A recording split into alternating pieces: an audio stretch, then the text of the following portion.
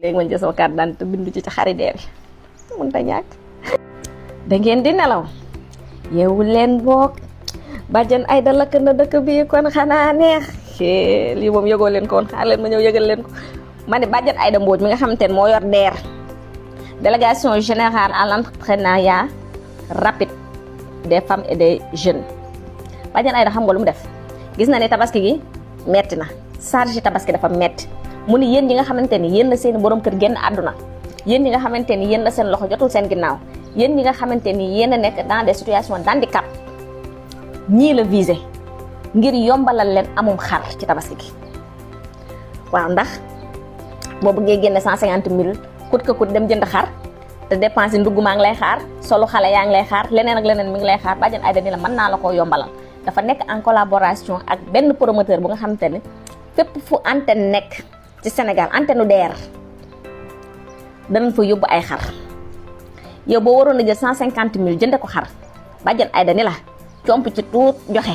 li ci des ñu échelonné la ko maanaam ñu defal la ko ay pàcc nga koy fay par ndànk ba mu mat li ci des nga am feneen foo ko dugal lii la bàjjan Aïda def bàjjan Aïda man ne danga ma gis xam nga antenne bu ma koy uti ji waaye am xar moom xarum DER moom dinaa ko uti dinaa ko am man ne jërëjëf bàjjan Aïda lii moom c'est la première fois mu am fi kon nag yéen ñi nga xamante ne yéen a nekk ci situation yi ma lim dem leen ci antenne DER yi ngeen bindu bu ngeen bindoo ñoom dinañ leen wax ni ngeen di def ba jot seen xar incha allahu rabbi waaw jóg léegi ma jël sama carte d'identité bindu ci xari DER yi mën ta ñàkk jàkkaarloo parce que sa mag moom télé bi te yow yaay directeur des programmes nga imposer nu sa bopp forcer nu sa bopp nee naa la yaak Aïssatou Diop Fall pour ma déglu leen damay souffrir. salaamaaleykum sa waa yaram bi tàngati na de démb nee na benn étudiant nee na ko université bi dañuy daanu di xëm ndax tàngaay loolu ban université la ci Sénégal moom ak étudiant waaye day am code de moom fenn ji bi benn étudiant benn université benn police Fass Mbao benn xale ci Thiès benn waay ci Ndar kenn ci employé yi benn homme d'affaires nee na ma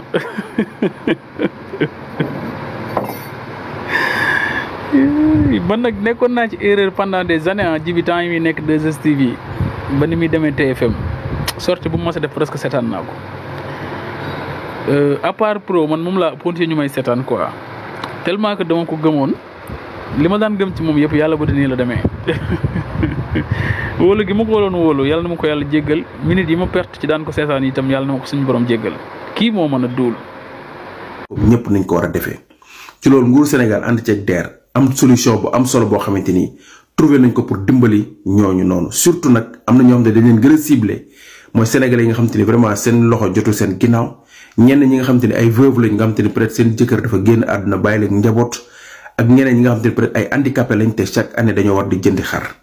ci loolu mu am benn solution boo xamante ni DER trouvé na ko waxtaan ak benn opérateur boo xamante ni dafay jaay ay xar yu bari dinañ am ay points de vente partout ci département yi Sénégal yépp dañ fa am point de vente boo ñëwee di nga fa fekk xar yu jar ba presque 150 000 francs boo ñëwee da ngay tànn xar bi nga bëgg waxaale ba juboo bu ngeen waxaalee ba juboo yow 28 000 francs ngay joxe li ci des nga fay ko ci 4 mois. Et vous êtes là à m'écouter sinon vous foutez le camp man gat savuma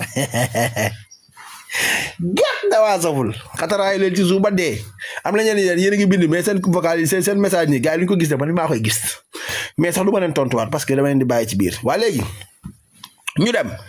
waaw Pape Matar maa lay ziar bu baax a baax di wax ne rek carrément waa Pastef da ngeen a am war a am fulla ci seen bopp xamal tax ngeen war a am fulla ci seen bopp bu ay Moussa Diop toogee ci télé di leen jéem a vilipender di taxaw ne carrément day montré ne moom kat nee na nit ku baax la dafa wane nangam sangam pa bu ñàkk fayda bi toog tey instant bi naan non c'est que c'est-à-dire waa Pastef ñoom ñoo def attentat yi waa Pastef ñoo rey waa Pastef ñoo def nangam sangam mais attends léegi nag yéen waa Pastef da ngeen di toog quoi di xaar benn ayib dafe wala ngeen di xaar benn kii boo xam ne mooy taxaw di leen porter plainte loolu ngeen bëgg damay laaj ndax loolu ngeen bëgg militant Pastef yi yéen waa JPS organisez-vous bu ngeen organiser woo képp koo xam ne daa toog ci télé wax naka su dul noonu Pastef ngeen bind seen plainte bu baax am ngeen pool d'avocat ngeen jox ko ñu maître tal ne leen am leen yóbbu leen parce que diw daf ñoo diffamé dafa def nangam ak sangam parti bi léegi na indi ay preuve ku ci indul preuve nga nekk paa nga nekk maire koo mënti doon ñun ñaf la ci kaso bi c'est simple comme bonjour bii fi ay loi ak ay règlement ñoo fi am fii ay loi ak ay règlement ñoo fi nekk waaw kay léegi nag dafa am yenn yoo xam ne nag du yëfu nit quoi du yëfu nit barki Seydina Muhammad du yëfu nit parce que xamadi munta weesu ay magum jëmm war a toog tey instant mi toll nii jëmmal Sénégal taxaw tey ne ñoom Sénégal bi nga xam ne moom moo leen defal lépp Sénégal boobu dañ koy jëmmal ci pays démocratie la liberté d'expression ñëpp xam nañ ko mais liberté d'expression mais pas ngay insulter nit ñi wala nga leen di traiter de tous les noms loolu c'est pas bien du tout xataraayu kat yi xataraayu leen rek damaa réew Chérif nga ne damaa réew ok dama réew jërëjëf damaa réew merci beaucoup du ñàkk bés danañ tase man ak yow après nga jàkkaarloo ba nga ne ma da ngaa réew bu boobaa di nga xam ndax réew naa wala réew amul benn problème amu ko bés ma jàkkaarloo nee ma da ngaa réew rek après là on va voir incha allah rabbi non garaawul ba jaru ma leen di boleke ba am bàyyi leen nii rek ba bàyyi am bàyyi leen fii ñi xataraay amul problème man moom am naa fitu tey taxaw tey samtu dëgg sama bopp quoi man naa am fitu taxaw dëgg sama bopp xeexal la Sénégal waaw ok commandant boo amee fit da nga may envoyé sa numéro bu fekkee yaa ngi PV nga envoyé ma numéro sa numéro PV bu fekkee ne numéro Sénégal la numéro orange parce que Seydina Mohamed bu ma wàccee fii wala téléphone amul benn problème dégg nga maam waaw kay léegi nañ dem ñoo xam ne tey ay turu jigéen la ñuy def ci seen i ni ñu ko wax sax ci seen i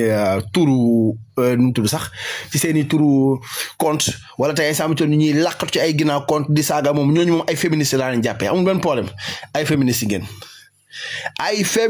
ngeen parce que on vous a donné ce pays ngeen ànd ak ñi nga xam ñoo fi nekkoon doon ay imbécile ba ñooñu dem yàq dëkk bi ba dem baleen fi ngeen toog di xataraay imbécile baaxul quoi nit du doon imbécile nit du nangoo martaat yi tey ay markatu taat ngeen moo tax man seen dara safuma seen geet safuma beneen bi ci des mooy benn Babacar Gaye toog ci télé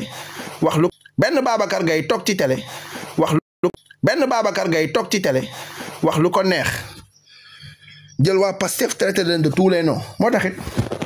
léegi beneen journaliste bi nga xam ne moom da wax da doon reewantalu moom tamit di garaawlu acca nañ dem. Pastef les Patriotes dafay porter plainte contre ancien ministre bii di Babacar Gaye ak tamit journaliste bii di Babacar Dione donc ñoom ñaari Babacar au carré yi nii dañoo génn ci média yi def ay accusations yu grave envers Pastef les Patriotes moo tax monsieur Ayib Daffé wala honorable Ayib Daffé bi nga xam ne mooy président groupe parlementaire au Pastef dafa annoncé ci réseaux sociaux yi ne ñoom Pastef dinañu porter plainte contre ñoom ñaar pour diffusion de fausses informations ndaxte dañoo accuser publiquement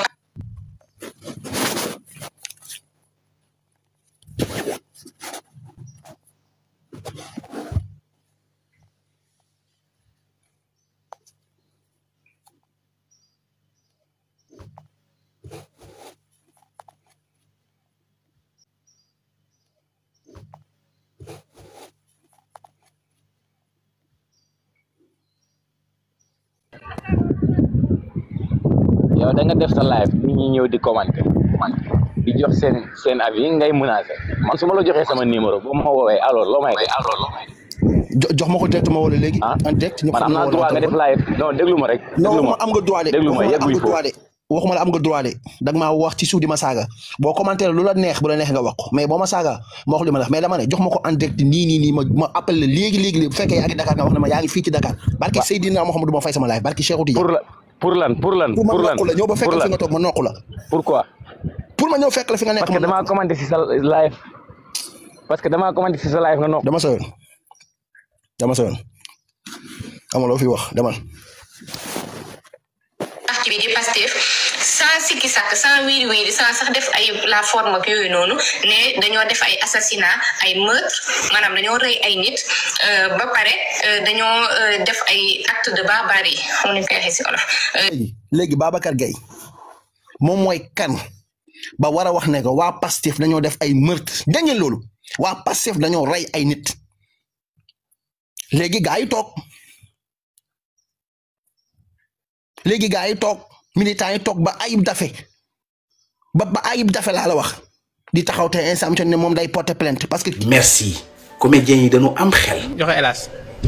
jox ko waaw. voilà kii commentaire nag moo xam mbir mi il faut nga am xel pour mën a doon comédien mais Bouba Ndour xamul loolu gisoo sax Bouba Ndour dafa ñëw ni man mënuma sax différencier comédien bi ak analyste bi yooyu quoi pour jéem a ridiculiser Sa Ndiogou quoi xam nga xanaa xamoo ñii di bind ay scénario théâtre ak yooyu dañu intelligent te Sa Ndiogou da daan créer ay scénario théâtre xam nga maanaam comédiens yi dañu am réflexion bu spontanée yow mi commentaire dama lay jox benn anecdote jamonoy Thomas Sankara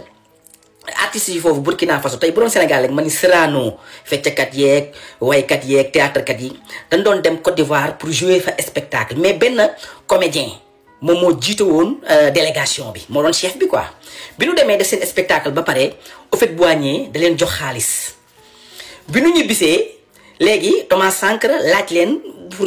pour ñu lu mu demee quoi compte rendu bi ñu def ko quoi léegi artistes yeeg yooyu nii jox nañ diw xaalis bi yaakaar naa Pino la tuddoon xaw ma genre yooyu xam nga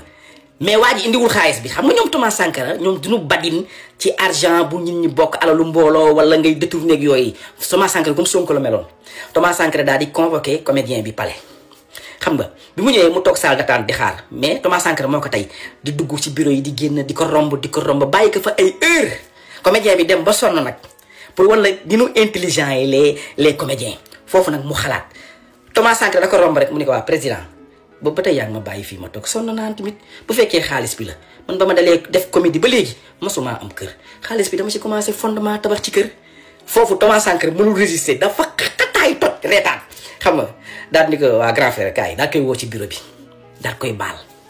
Thomas Sankara foofu la mas a baale nit xaalis pour wax la lan mooy comédien moo tax Bouba Ndour il faut jamais juger un livre par sa couverture xam nga nu ñu koy wax ci olof maanaam livre couverture bi ci kaw bu ñaawee amul solo mbind yi ci biir maanaam dafa xeeb Sa Ndiogou quoi te Bouba Ndour sax am na sens su ñëwoon attaqué Sa Ndiogou xam nga ah ci lay xamee popularité Sa Ndiogou maanaam audience Sa Ndiogou sénégalais yi fi nu teg Sa Ndiogou ak ni ñu ko fonkee ak ni ñu ko bëggee mais dafa ñëw def mbir mi affaire humour xam nga yow nag boo nekkee ngaaka da nga naan non pourtant Bouba Ndour moom jàppul affaire yi quoi dafa ñëw foo déedéet dafa bëggoon ridiculiser Sa Ndiogou maanaam da ko bëggoon noyer Bouba Ndour Sa Ndiogou moo la ëpp xam-xam dafa am lu mu naan expérience ci àddina def école de la vie xam nga dëkk Géejawaay ci banlieue bi nekkoon ci keppaaru Sidi Lamine Niass xanaa xamoo ni Sa Ndiogou média kii bi milieu médiatique bi nii ku ci nekk xam na sa degré de niveau taka dul wax rek affaire parce que dafa yàgg ak ñoom xam nga Bouba Ndour encore une fois yow boo toogee jàkkaarloo parce que sa mag moom télé bi te yow yaay directeur des programmes nga imposer nu sa bopp forcer nu sa bopp nee naa la yàgg Aïssatou Diop Fall pour ma déglu leen damay souffrir mais ki commentaire lii merci comédiens yi dañu am xel. joxe hélas. jox ko waaw. léegi gars yi toog militants yi toog ba Ayib Daffé ba Ayib Daffé laa la wax di taxaw te instant ne moom day porter plainte parce que kii dafa wax li nga xam ne moom mooy lii nii waa Pastef léegi damay laajte yéen waa JPS yooyu wala président coordonnateur yooyu war ngeen a mën a bàyyi député yi nga xam ne Ayib Daffé nekk président groupe parlementaire bu parti Pastef nekk koo xam ne instant ni am na liggéey yu bari yu koy xaar ñu war leen a bàyyi ñu nekk au four et au moulin te ñun ñu am prérogative wu bind suñuy plainte jox ko suñu pool d'avocat ne leen que carrément kii dafa wax lii ñoom ni ñuy def bay rechercher ay vidéo suñuy frère ñun lan la ñu mën a def ba am ko en direct ñu jël ko ñun tamit te dugal ko fañ ko war a dugal wala ñu jaarale ko fañ ko war a jaarale mais xulle rek ngeen fi nekkee ak wóorum poste ak non booy dañoo con c'est-à-dire booy dañoo réew nii ils ne sont pas corrects nangam sangam gënu leen ñoo correct dàqu leen ñoo liggéey ëpp leen ñu xam-xam gën leen ñoo doon ay responsable génn leen ci loolu ngeen nekk chaque jour ma wax leen ko nee naa seen caaxaan yi ngeen nekk noonu ak li ngeen def seen bopp noonu génne leen ko ci école yi ngeen jàngee la ñu jàngee fi ngeen defee formation la ñu defee ay formation université bi ngeen jàngee muy Cheikh Anta Diop université boobu la ñu jaar y a tant de personnes yoo xam ne ñu ngi ci réseaux sociaux yi nit ñi di leen saaga di leen xeeblu te kuñ ci jàkkaarloo doo ŋang barki Seydina Mohamed kuñ ci jàkkaarloo doo ŋang ba ci seen directeur yi ngeen def ni am na ñeneen ñoo xam ñu ngi ci TikTok bi fii toog di wax directeur yooyu gënuñ leen a jàng directeur yooyu noonu gënuñ leen a jàng te gënuñ leen a am xam-xam mais à chaque fois problème bi mooy nit ñi buñ la falee benn affaire rek ba nga yëg ci kaw rek da ngay xeebaate te xeebaate boobu moo leen di warul génn leen ci li ngeen nekk ngeen taxaw te instant ni dëggal seen bopp wan nekk carrément vous êtes toujours là nous on est là on est toujours là mais pourquoi tey instant ni yéen tamit ngeen bañ a génn tey wane seen bopp ne vous êtes là dafa am fenn foo xam bu ñu fa tollee dañuy sonn bien vrai que man du ma sonn bien vrai que man du ma sonn man dara sonn lu ma barki Seydina Mohamed démb 22h laa liggéey ba 6h du matin tey damaa war na xëy nii tëdd di nelaw mais du ma nelaw parce que xamante du ma nelaw man du ma fene yaa quoi du ma koo xam ne damay liggéey guddi xëy suba naan damay nelaw yenn nelaw yu métti non benn 30 minutes une heure de temps bu ma ko amee rek xoolal nice quoi cool nice quoi. commanda sa papa bu doon bon ma tux ko dégg nga ma sa baay bu doon bon ma ne ko pëf léegi xoolal écrasé ko vite fait ok kon neen nga dem. C'est quoi le problème quoi c'est quoi le problème man lu laa bëgg a xam ay nit ñoo xam ne tey instant nii jàpp nañu Pastef topp ko pendant 90 minutes Pastef jàpp leen def leen lim leen di def yóbbu leen ay élection ñaari élection xawlee naa rey mais xanaa ñooñu ngeen d'accordal leen li nga xam ne moom la leen yàlla def ngeen bàyyi leen ñu continuer ni ñu nekkee noonu ngeen bàyyi leen ñu nekkee noonu mais déedéet paa yi nee nañ duñ bàyyi ñoom nee nañ ñoom à chaque fois daal ñoom daal Pastef daal nu ñuy def ba yàq deram daal ñoom ci loolu la ñuy continuer yéen ay nit a ngi taxaw di yàq seen der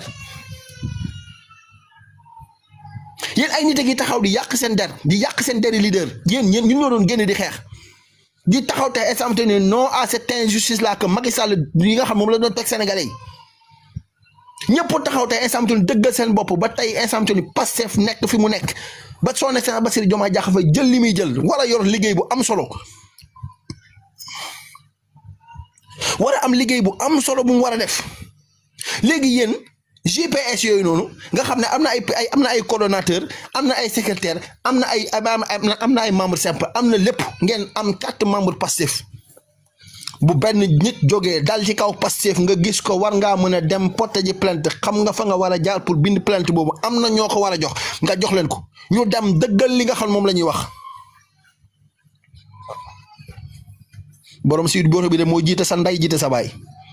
borom Sweet Beauté bi moo jiite sa ndey jiite sa baay di toog ci télé ngeen koy seetaan muy def ay discours di tukki di yéeg ci avion yi di def lu ko neex ba pare mun leen ci gàtt. bu ngeen bëggee loolu bu fekkee ne que carrément Sweet Beauté daa baax ngeen jël seen baay ngeen yóbbu ko Sweet Beauté pour mu nekk président après mu génn tàccu ñu yóbbu ko prison mu génn tàccu bu génnee tàccu ñu xool nag dina doon président sa baay demul Sweet Beauté te mënut a jiite quartier après ngeen di reewantalu dama ne seen baay mu demul Sweet Beauté laa leen wax seen baay jullit la mi ngi wirdu mi ngi jàpp mi ngi julli mi ngi def lépp te mënut a doon chef de quartier laa wax waaw kay léegi ñu continuer reewu leen sax préparé wu leen. loolu lépp gaa yi def ko ba yegg fi ñu war a yegg gaa yi xeex ba yem fu mu war a yem mais attends ñi nga xam ne ñoom ñoo nekk instant muñ toll ni tey nekk ay directeur nekk ay président nekk ay leneen ak leneen ay premier ministre ñooñu am nañ beneen liggéey bu ñu war a liggéey mais liggéey boobu ñu war a liggéey yéen waa GPS ak coordonnateur yooyu lan ngeen war a def wax dëgg jaar naa la.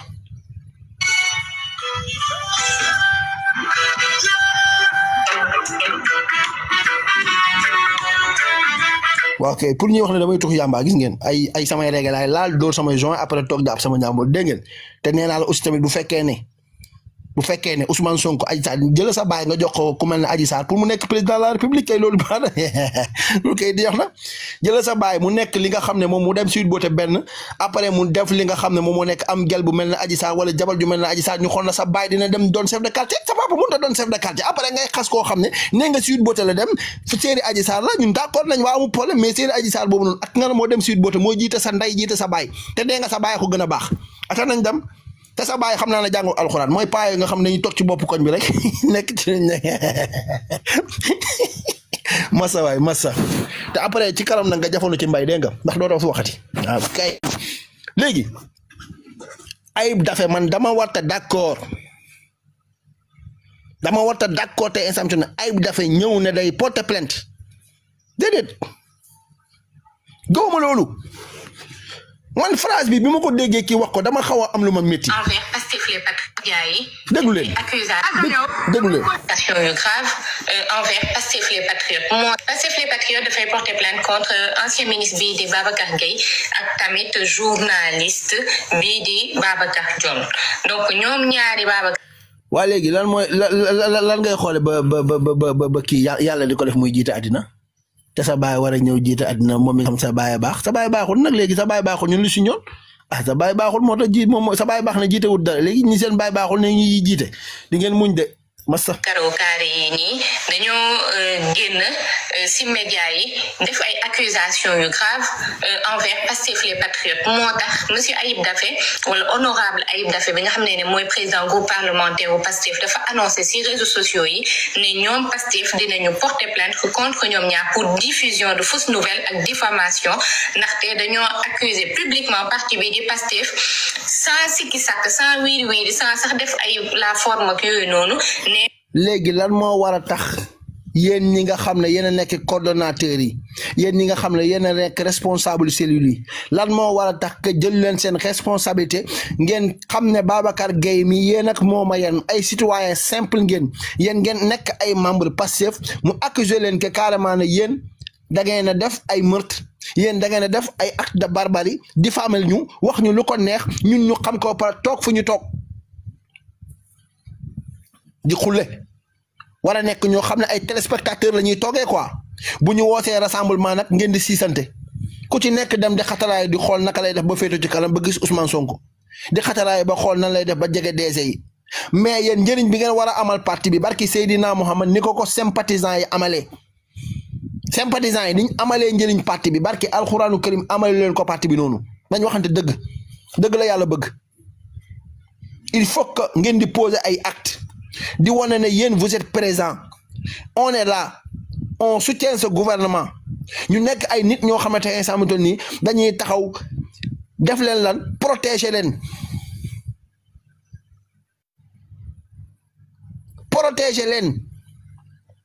non je comprends xam naa ne que carrément déggoo li ma wax de man tey bu ma demoon porter plainte bi mën naa bañ a am yenn kii mais Pastef dafa am benn pool d'avocat bu mu am boo xam ne am na yenn genre plainte yoo xam ne boo koy def foofu nga koy jàllale te boo ko fa jàllee par force dafay def tollé day def tollé dafay def tollé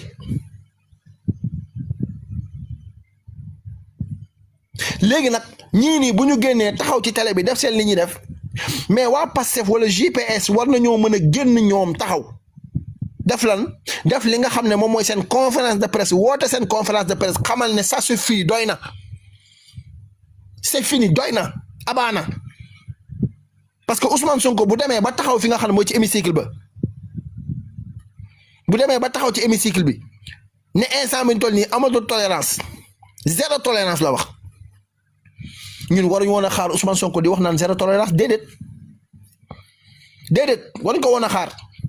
dañoo waroon a jóg ci boppam ku def lu mu wax def gars yi ñoo war a jël seen propre responsabilité taxaw ne carrément ñun parti Pastef la ñu bokk dootuñ mayeti doomu aadama bu taxaw di saaga suñu leader dootuñ mayeti benn doomu aadama mais instant bi toll nii ñi nga xam ne ñoo nekk ci TikTok bi nekk ci réseaux sociaux yi ñoom ñoo fiy nekk di xatalaay à chaque fois ñooy génnee taf gars yi wax leen la wax li buñ leen waxee yenn wax yi des fois ñun mën nañ cee am problème te à chaque fois ñun ñooy les sentinelles ñun lan moo tax ñu war a nekk nangoo doon les sentinelles ñoom ñi nga xam ne ñoo jege parti bi nekk ci biir parti bi ñoom amuñ tey pour toog tey samto def seen i conférence de presse wax ne ça suffit doy na Ousmane Sonko dootuñ nangootu ku toog ci kaw télé bi di ko manquer de respect dootuñ mayete benn autorité mu taxaw fii di ko wax yenn wax yi barki Seydina Mohamed waa Pastef GPS yi bu ñu génnoon def noonu taxaw ko benn yoon barki alxuraanu kam ko li xew ci plateau yëpp jeex na bu boobaa monsieur le juge ak monsieur le procureur dina xam ne que carrément ñii kat dañ leen a tooñ te instant ni sës nañ ndax chaque jour ñu jël seen leader teg leen ci table yàggoon bi wax leen lu ko neex yekk leen lu leen neex man loolu laa gëm mais gëwuma à chaque fois ñu naan non Ayib Daffé budul Ayib Daffé di Maître Tall budul Maître Tall di benn Ngagne Demba Touré bu nekkul benn Ngagne Demba Touré nekk benn keneen koo xam ne te instant am na ñenn ñoo xam ñi ngi ci parti bi war cee mën a am benn njëriñ boo xam ne war nañ ko cee def ñoom nañu génn ñu wane seen bopp te ñu protéger gouvernement bi parce que ñoom ñoo mën a protéger gouvernement ñun mën nañoo wax mën nañoo xataraayu mais mënuñ leen a teree dem toog ci plateau yi wax lu leen neex mais ñoom bés buñ génnoon tey def conférence de presse ne ça suffit doy na tey buñ ko waxoon barke alxuraan kenn dootul amati fit parce que bu boobaa procureur dina autosaisine dina wax wala ki nga xam ne moom moo nekk ci ministre de l'intérieur wala ministre de la justice dina génn wax ne que carrément ne yéen kat lii ngeen di def nii génn leen ci bàyyi leen di tooñ képp ku fi waxati loolu war ta wax duñ xalaat dañ lay jëli directement loolu mooy dëgg mais pas à chaque fois ñun ay dafa pas bi génn waxu reewandeem yoo xam ne tegu ko fenn accuser ay nit lii boo ko defoon taawu Macky Sall tey nga de doo fanaan sa kër boo ko defoon ci taawu Macky Sall barki Seydina Mohamed doo fanaan sa kër kaw plateau lañ lay fekk patriotes yi ils étaient toujours corrects patriotes yi dañoo correct bu ñu ñëwee toog ci li nga xam ne moom moo nekk ci émission danañ wax ba jóg fi ñu wax te duñ dépasser kenn lépp lu ñuy wax ci cadre politique lañ koy teg te ci dëgg lañ koy teg def ngeen nangam def nga lii def ngeen lii loo xam ne ñoom mënuñ koo dindi mais ñoom lan la ñuy fajoo seen mer ci ay saaga lañ mën a fajee seen mer saaga bi ñuy fajee seen mer nag ñoom ñooñu ay instant yi patriote yi war na ñoom mën a am seen fulaay bopp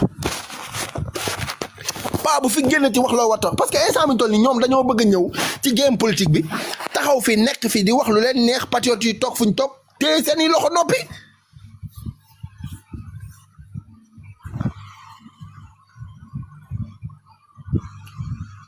patriote yi loolu moo tax ñu des fois da ngay gis patriote yoo xam ne dootuñ sax bëggati wax parce que dañuy xam ne bu ñu waxee amaana problème mën na leen cee fekk mais dama ne même bu fekkee déggu leen lu ma wax de man dafa mel ni yéen comprendre leen ma quoi maa ngi dégg Badiane yaa ngi naan ma mais loolu moo tax secrétaire général passé porte plainte man c'est pas dit là waxuma leen loolu ngir yàlla yonte bi nit buy wax dee leen ko déglu tuuti s'il vous plaît man dama ne waruñoo sax xaar les militants waruñ sax xaar laa la wax xaar loolu waruñ koo xaar parce que vidéo bi ça date de barki démb war na mën a def 5 jours jour bi mu ko defee laa la wax jour bi mu ko defee réaction waroon naa mën a am man de bokk naa ci ñu njëkk a jóg taf baa bi wax ko ne ko carrément li mu wax nii waxu bi yabaate la waxu tooñ la waxu xamadi la bu ngeen bëggee dégg dëgg parce que benn paa bu taxawee ñoo xam ne dañ doon manifester nga xam ne du waa Pastef kese ay sénégalais yu meroon la yoo xam ne tey samtoon jàpp nañ leen teg leen lu métti visage yaar naa la mu ne ñoom dañoo doon def ay attentat dañ doon def li nga xam ne moom moo nekk ay bus bi ñoo ko taal wala leen ñoo ko taal def nañ ay assassinat mais ku taxaw wax loolu dëkk bu sérieux kenn ko taxaw di ko wax ci plateau te jël si wuñ la damay laajte léegi mu taxaw wax ko réaction waroon na mën a am ci saasi te ñi ko war a def du benn ayib dafe moo ko war a def parce que moom mooy secrétaire général déedéet militants yi war nañoo mën a def sax kay suba def benn conférence de presse tey lii xew ci plateau yëpp seetaan moo ñu ko yóbbee lii xew ci plateau yëpp seetaan moo ñu ko yóbbee seetaan moo ñu ko yóbbee buñ ko waxee nag am na ñu bari ñoo xam duñ ci kontaan ci li may wax de mais man li ma bëgg wax dinaa ko wax dama ne bu ñu bëggee lii arrêté lii nii arrêté ñoom nañ jël seeni responsabilité parti bi nañ jël seen responsable waxuma ay secrétaire général waxuma ay député waxuma ay ministre waxuma kenn ñooñu noonu am nañ liggéey bu ëpp solo lu du nekk fi naan dañuy porter plainte dama ne ñooñu am nañ liggéey bu ëpp solo boo xam ne mi ngi leen di xaar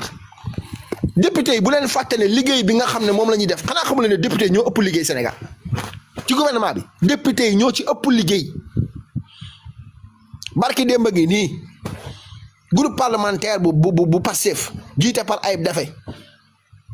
mais recevoir na ñi nga xam ne ñoom ñoo nekk waa ànd sàmm jikko yi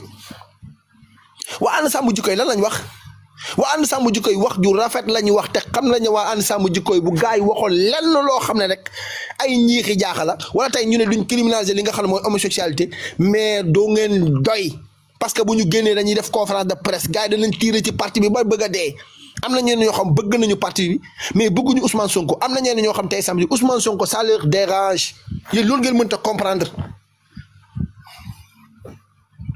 léegi nag ki nga xam ne moom moo nekk Babacar imam Babacar Sylla génn na wax nee na bi ñu leen woowee ñu ñëw ñu toog pendant des heures di waxtaan ci li nga xam ne mooy proposition de loi bi projet de loi bi ñu indi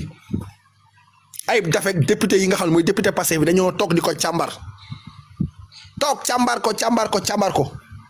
ñëpp ne tey instant mi ni ñoom loolu moo nekkoon seen xeex ala kulli xaal lañ koy criminaliser nee na Amadou Ba ak ay dafa ñëw mujjee jël parole mais Amadou Ba lam leen xamal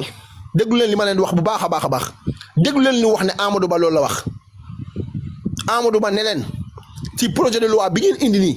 gisuma ci benn problème amul benn problème bu ci am defar ngeen ko correctement te parce que ñoom dañ doon bay ñu dem bu yóbbu ko conseil constitutionnel mu am lenn lu muy affaire suñu constitution xam nga ñooñu tey instant bi toll nii am na lu ñuy sóoraale parce que xam nañ ne instant bi am na benn moment boo xam ne loo xam ne boo ko yóbbee conseil constitutionnel mën nañ koo rejeter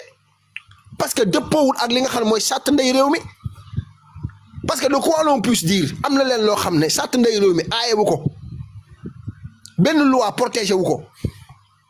léegi ki nga xam ne moom mooy Amadou Ba lan la leen wax Amadou Ba ne leen ne instant bi toll nii man damaa gis ne lii baax na mais dama gis ne am na leen loo xam ne buñ ko ci yokkoon lay gën a baax ñu ne ko lan nga ci yokk mu ne dafa am benn phénomène boo xam ne dafa nekk ci TikTok bi tey xam naa ne suuraale wu leen ko déglu leen Amadou Ba lu mu wax de mu ne dafa am phénomène Imam Babacar Sylla moo ko wax ma koy déglu mu wax ma déglu ko mu ne Amadou Ba nee na ko dafa am benn phénomène boo xam ne dafa am ci réseaux sociaux yi ba mu cité ci TikTok ne dafa am ñenn ñoo xam ne dañuy promouvoir affaire boobu noonu affaire de góor jigéen dañ koy promouvoir ñooñu sax war nañ leen a mën a tënkaale ci li nga xam ne moom mooy loi bi ba nga xam ne tey samte ne ñoom dootuñ amati fit sax di génn di def yenn acte yoo xam ne wala gestes yoo xam ne dafay promouvoir nit ñi mel ne que carrément dañuy pousse nit ñi à ce que ñuy dem ci loolu déglu leen wax ju kawe jooju déglu leen ma député passé fii fu ñu toll ci li nga xam ne mooy criminalisation affaire bi loi 300 xaw ma 19 la xaw ma 309 xaw ma ban loi la boo xam te samto ni dañ ko fay teg ba pare mais buñ ko gënee defar jël li nga xam ne ñoom moom la ñu indi ñu tënk ko ci biir bu boobaa loi bi dina gën a mën a baax kon ñooñu pare nañ pour defar li nga xam ne moom la gaa yi bëgg léegi nag am na ñenn ñoo xam ne moom ay watatukat lañ ñoom moom dañuy xaar pour à chaque fois di créer le buzz parce que dafa am ay politiciens yoo xam ne dañoo làqatu seen ginnaaw good morning Badiane dafa am ñenn ñoo xam ne dañoo làqatu seen ginnaaw jël li nga xam ne moom moo nekk seen affaire de activisme boobu def ko léegi guerre politique parce que ña fa nekkoon keroog c'est des politiciens am na ñenn ñoo xam nee nañ ne bi ñoom Abdou Mbow ñëwee lan lañ wax xeex bu noble la mais ñun ñëwuñ fi pour ñu koy politiser parce que gis nañ ne que carrément ne à chaque fois bu ñu tegee benn affaire rek politiciens yi ñëw nañ di watatu di taaxu di rimbi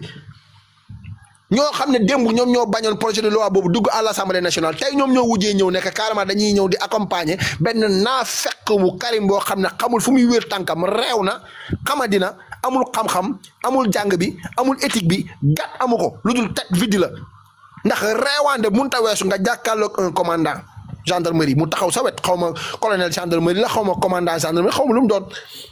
mu taxaw nga koy yuuxu ci kanamu caméra yi. si kanamu caméra yi nga taxaw benn agent kooku mun na la toppee outrage à l'agent parce que yaa ngi koy yuuxu mi ngi waxtaan ak yow ci dal mais nga tontu ko ci dal yow li la métti mooy liñ la Karim li la métti man xam naa ko xam naa mën naa gars yi mën nañ ko bañ a xam mais yow li la métti mooy liñ la autorisé marché bi moom moo la naqari barki Seydina Mohamed liñ la autorisé marché bi moo la métti yow Karim yow boo sañoon kenn du la autorisé marché bi mais malheureusement pour toi heureusement pour nous. parce que dañ la kaa autorisé autorisation boobu ñu la jox na ne la autorisé nañ la ko moom moo la naqari yow boo sañoon kenn du la ko autorisé pour nga gën a mën a wax toog ci télé yi de gis ngeen li lañ leen doon wax Ousmane Sonko dafa ñëw pour promouvoir góor jigéen yàq ci kii bi de xataraay préfet defal la bi gën a neex ne la sa waay da ngaa bëgg a marche nga ne ko waaw mu ne diggante fii ak fii nga bëgg nga war a marche nga ne waaw mu jox la papier ne la demal nga marché ji booy fils te dinaa la encadré boole la ak ay professionnels yoo xam ne dinañ ànd ak yow teg la ci code ba nga xam ne que carrément affaire bu du déborder yaa fa créé ay débordage de trouble à l'ordre public yaa ko fa créé de lacrymogène jógul yuuxuñ la fa dóoruñ la fa jàppuñ la dugaluñ la ci oto kenn dugaluñ ko ci oto ña fa nekkoon ñëpp pare nañu ñibbi paisiblement dem tëdd seen weti jabar ñu leen di raayal seen bopp yow nga toog sa biir néeg di jooy ndax la nga doon bañ lañ la may la nga doon bañ la nga bëggoon lañ la defarul mooy da ngaa bëggoon a dugal pour préfet bi ne non non trouble à l'ordre public on ne vous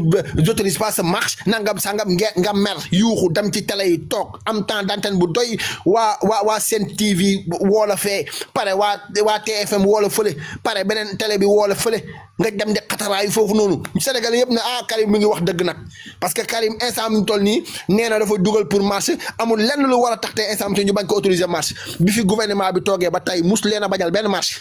C'est ça qu'on appelle la démocratie. Cette démocratie là na moom ngeen bëggul yéen da ngeen a bëggoon koy xataraayu yéen di xaañante di saagante yéen comme ni ko Macky Sall doon defee di leen ñuus Ousmane Sonko du leen ñuus yoonam newu ci Ousmane Sonko da ne carrément képp koo xam ne dafa taxaw ne day marche wala dara jox leen ko mu marche mu nekk ci jàmm ngeen encadré ko mu xeex li mu bëgg a xeex bañ a tabaski jarul yenn yi bañ a tabaski jarul yenn yi météwul bañ a tabaski jarul yenn yi c'est quoi le problème c'est quoi le problème laa wax c'est quoi le problème laa leen wax loolu laay laajte seen du asamaan daa jar a buuxante bañ tabaski da koo jar demal nga toog seen kër ngeen leen jënd ma xar tabaski wu ma jënd lu ma kenn yëre loolu kay méttiwul mais nga bëgg pour pousser nit ñi asek dégg naa yéen waa Walfadjri nag benn waaju xees nii toog ci télé bi naan dañuy porter plainte bu ngeen ko porter plainte yéen ma porter leen plainte yéen Walfadjri bu ngeen reppee ba porter plainte Abdou Karim Gueye man ma retourné porter waat leen plainte yéen parce que yéen du ngeen ñu yàqal koo xam ne da ngeen daa bëgg nit ku ko yombalal kenn yombalu ko gendarme yi dem taxaw fa yombaluñ ko dara léegi nag yéen ne ngeen bëgg ko yombal ndax lan ngeen xam ne bu demee tey samte mën nañ ko faa téye kenn du ko téye bu ngeen ko kenn santu leen ko bu leen porter plainte de santuñ leen ko bu leen ko yombalal Karim ñun porté wuñ ko plainte saaga nañu wax nañ suñ leader lu ko neex traité na ko de tous les noms ñun meruñu duñ mer de barke alxuraan meruñu bu ko kenn porté plainte baleen ko bu wax lu ko neex na ba tabaski bi passé bu tabaski passé ba sur lendemain nag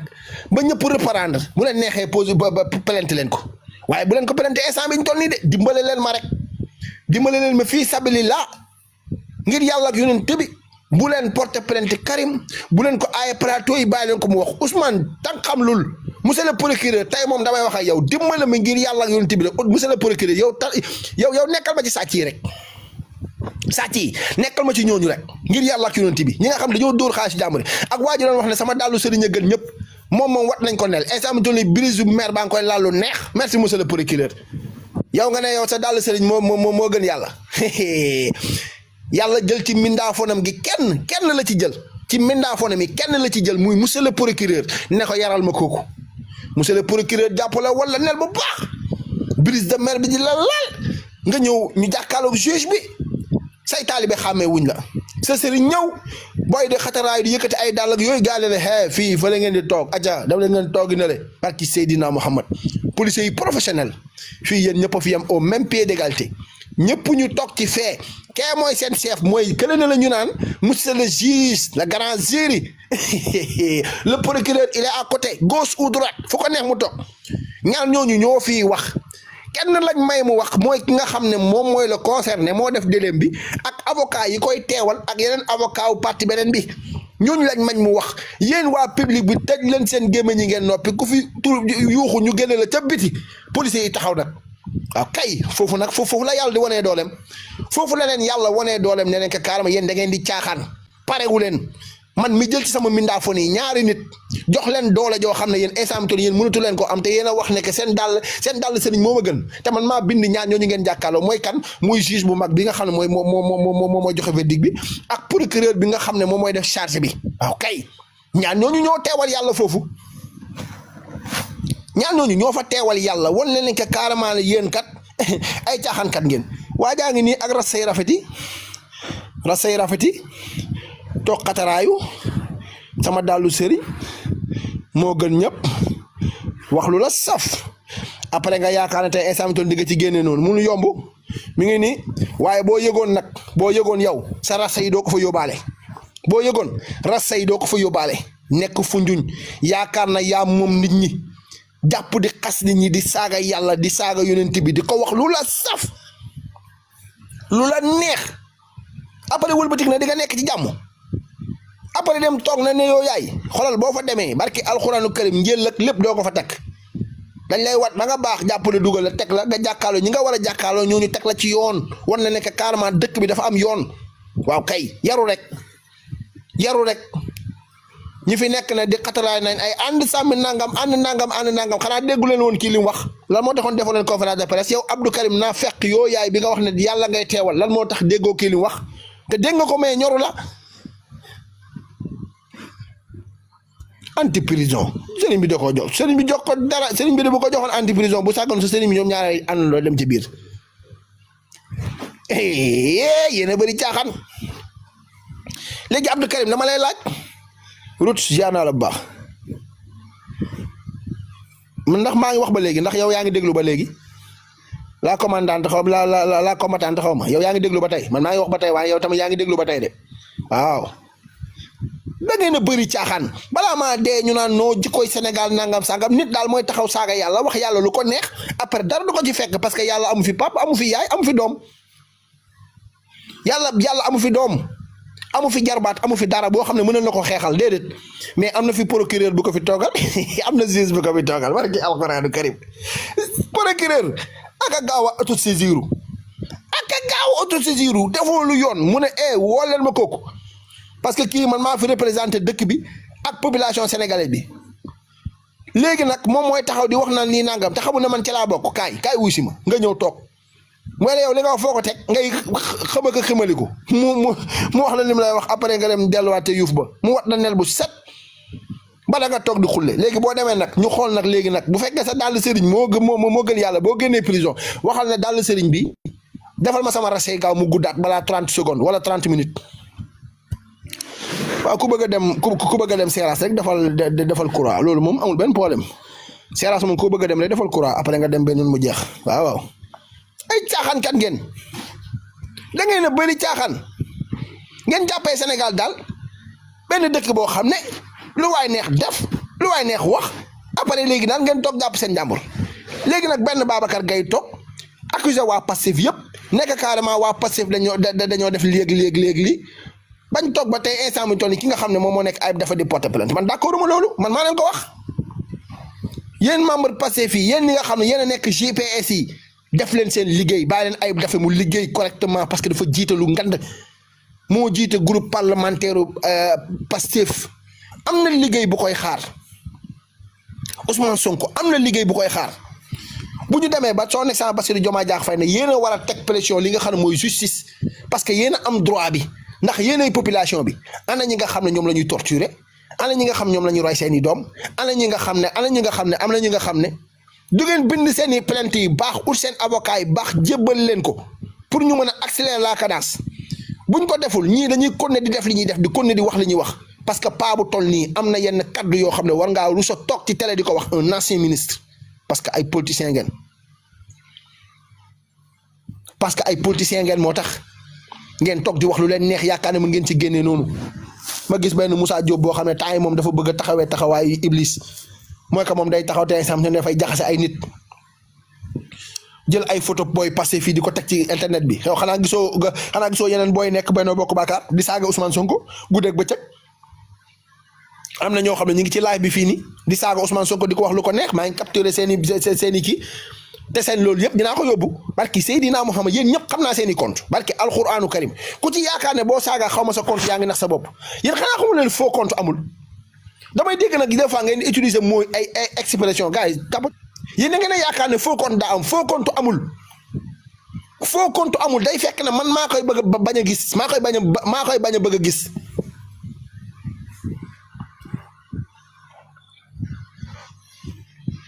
man maay bañ a gis man seen i compte mais bu ma bëggee xam seen i compte xam naa fa ma war a jaar pour xam ko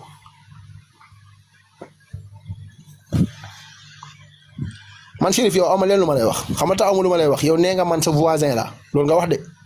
te yaa ngi taxaw ni di ma saaga te amoo fit wane sa bopp yow bu fekkee ne sama voisin nga mais boo may saaga mais yow am nga opportunité pour jàkkaarloog man Chérif am nga opportunité pour jàkkaarloo ak man parce que nee nga xam nga fi ma dëkk maag yow ay voisin lañ am nga opportunité pour jàkkaarloo ak man mais attends looy saaga ci commentaire bu saaga ci commentaire mais bu saaga ci commentaire yi bàyyi ma ba may dox ci mbedd mi xam nga fi ma dëkk fi may dox ci mbedd mi nga ne ma tàpp ma ne ma ba ma gestu la nga ne ma man maay diw man maay shérif man maa doon saaga barki alxuraanu karim bu ñaaree ma xam ne man du ma góor billaahi wallaahi tallaahi amul benn problème bu la neexee ne mën ngaa saaga ci commentaire yi mais dama ne pour mu gën a nice ka pour nga gën a mën a am li nga bëgg mais nee ma tey instant maa ngi nii man maay shérif maa la doon bind man sa voisin la xam naa la fii nga dëkk yaa ngi may romb maa ngi lay gis mais xamoo ma mais man xam naa la dama ne bàyyi ba may dox ci mbedd mi nga dàpp ma ne ma man la shérif man maa doon saaga nga xool boobaa dootoo ko defati billahi wallahi dootoo ko defati nit boo ko xamee bul jaar foofu amoo sama jot kon lu tax ngay ñëw sama laaj di saaga te yow nga dëkk sama koñ nga ne sa koñ laa dëkk yow man maa dëkk sa koñ man dama jóge Nord Foire laa dëkkoon ma ñëw dëkk si sa koñ parce que manifestation yi daa métti kon yow tey boo ma xamoon avant ci manifestation yow yaa may yoole man ñu jàpp ma parce que ay snitch ngeen yow boo xamoon ne yow instant mi toll nii instant manifestation yi bi muy tar dëgg maa ngi sa koñ barki Seydina ma kon yoole nga ma parce que snitch nga quoi mais danga ne ma bàyyil duul loolu nga ma wax bàyyil duul nga ma wax te man sama moromu góor du taxaw di jàkkaarloo ma naan ma bàyyil duul te sekkuma ko ak yow parce que waxuma ak yow waxuma ak sa papa waxuma ak sa yaay bu fekkoon ne sa papa dafa bokk ci ñi ñax nag ma ne la maa tey mais sa papa bokk ci sa yaay bokk ci keneen bokk ci saagaw ma leen waxuma ak yéen parce que man du ma saaga maa ngi def li nga xam ne moom mooy wax ak sénégalais yi ñu moytu paa yi seen yëfu ñàkk fayda yi ñuy def ak accusation gratuite yi ñuy def mais attends kooku laay waxal mais attends pourquoi m'insulter wala sa papa la wala sa yaay la wala kan la bul ma ñëw di ma wax ne ma da ngay duul parce que sekkuma ko ak yow démb bind nga sama voisin nga mais attends am na lenn loo may wax danga may gis xam nga ne man duma góor guy dox góor di ma yeb bu fekkee ne yaa ngi may gis nga ni may solo gis nga ni may takkee sama saak di dox di dem pare pour lépp barki Seydina Mouhamad dooma kar barki Cheikhou Tidiane ndaw naa torop nag mais am naa fula wex naa wex goo xam ne góor yàlla du jàkkaarloog man di ma kar naa ma man la diw ba pare di ma saaga naa ma man la diw billahi wallahi parce que dañ naan gis nga bu xaw ma nan yabee ya xam waxam mbaane ci doxin bala man sama dox góor du ma yeb sama dox góor du ma yeb koo mënti toll doo ma yeb